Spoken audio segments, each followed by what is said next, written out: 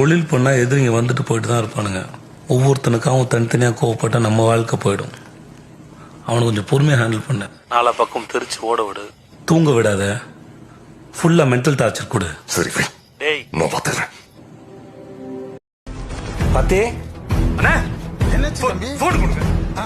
Hello, என்னடா ஃபோனை வச்சுட்டான்? பயந்துருப்பானே. எமோஷனல் இருக்கான் போல.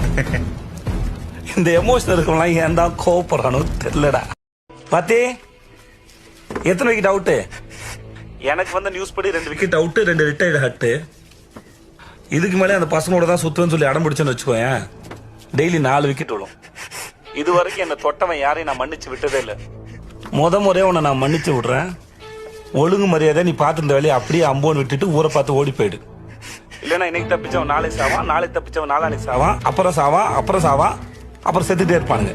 நன்றி வணக்கம். ஏ பாத்தி அப்புறம் நான் ஏன் உனக்கு ஃபோன் பண்ணனா, நான் பேர் வைக்கும்போது குப்பரை படுக்கலையா, மட்டம் மல்லாக்கப்படுத்தின. அது என்னடா சொன்ன அவன்?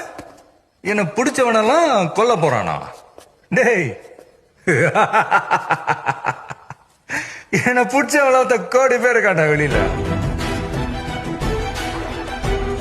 முடிஞ்ச தொட சொல்ற பாப்போம்.